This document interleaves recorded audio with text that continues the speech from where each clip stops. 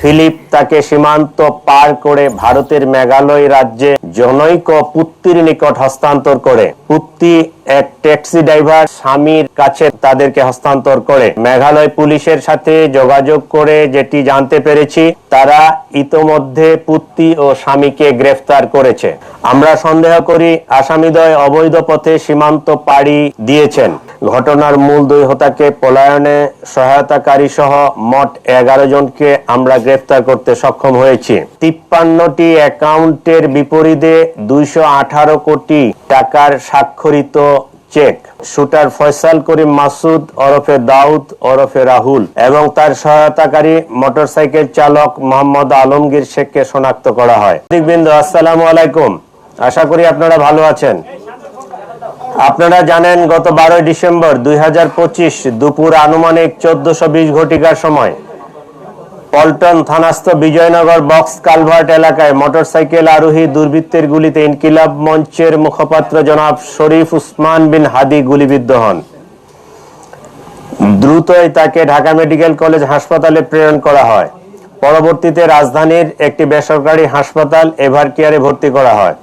পরবর্তীতে উন্নত চিকিৎসার জন্য এয়ার অ্যাম্বুলেন্স যোগে তাকে সিঙ্গাপুরের জেনারেল হাসপাতালে ভর্তি করানো হয়। সেখানে চিকিৎসাধীন অবস্থায় 18 ডিসেম্বর তিনি শাহাদাত বরণ করেন। ইন্না লিল্লাহি ওয়া ইন্না ইলাইহি রাজিউন। আমরা তার বিদেহী আত্মার মাগফিরাত কামনা করি, আল্লাহ তাকে জান্নাত নসিব করুক এবং তার পরিবারকে এই শোক সইবার মতো শক্তি ও সামর্থ্য দিক। এই ঘটনার প্রেক্ষিতে রাজধানীতে পল্টন থানায় একটি নিয়মিত মামলা রুজু হয়, যা পরবর্তীতে হত্যা মামলায় রূপ নেয়।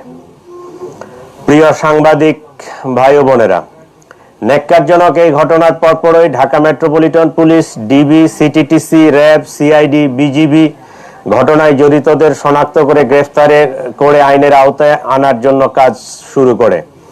ঘটনাস্থলে উপস্থিত ব্যক্তিদের দেওয়া তথ্য, সিসিটিভি ফুটেজ বিশ্লেষণ, ওপেন সোর্স ইন্টেলিজেন্স এবং তথ্য প্রযুক্তির সহায়তায় ঘটনার দিনই শুটার ফয়সাল করিম মাসুদ ওরফে দাউদ ওরফে রাহুল এবং তার সহায়তাকারী মোটরসাইকেল চালক মোহাম্মদ আলমগীর শেখকে শনাক্ত করা হয়। তাৎক্ষণিক তাদের গ্রেফতারের জন্য আইন শৃঙ্খলা বাহিনীর একাধিক টিম সাভার, হেমায়েতপুর, আগারগাঁও, নরসিংদীতে অভিযান পরিচালনা করে। ধারাবাহিক অভিযানের অংশ হিসেবে ডিএমপির একটি টিম ময়মনসিংহের হালুয়াঘাটের সীমান্তবর্তী এলাকা পর্যন্ত অভিযান পরিচালনা করে। প্রিয় সাংবাদিক বৃন্দ, আপনারা জানেন এই ঘটনার সাথে জড়িতদের আইনের আওতায় নিয়ে আসার জন্য আমরা যথাসাধ্য চেষ্টা করছি। ইতিমধ্যে সংশ্লিষ্ট মামলাটি নিবিড় তদন্তের জন্য ঢাকা মহানগর গোয়েন্দা পুলিশের নিকট হস্তান্তর করা হয়েছে।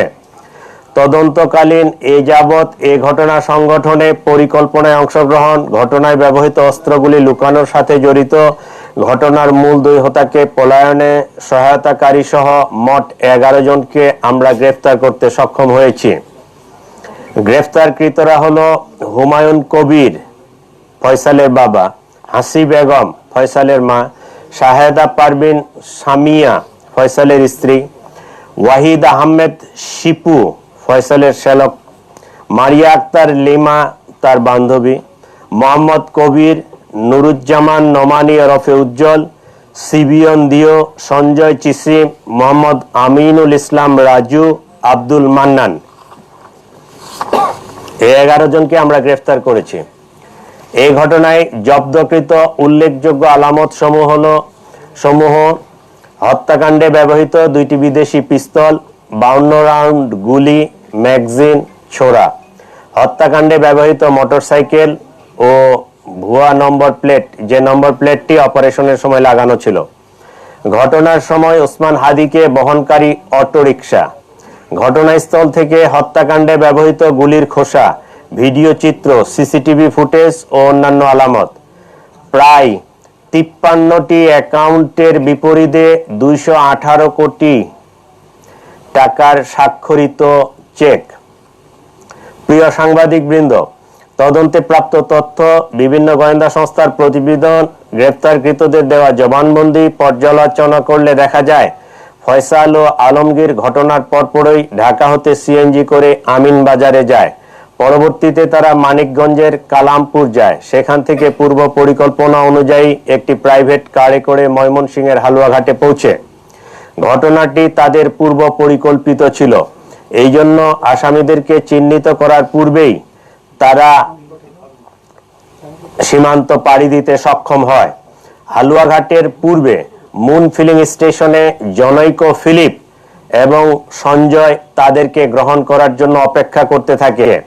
ফিলিপ তাকে সীমান্ত পার করে ভারতের মেঘালয় রাজ্যে জনৈক পুত্তির নিকট হস্তান্তর করে।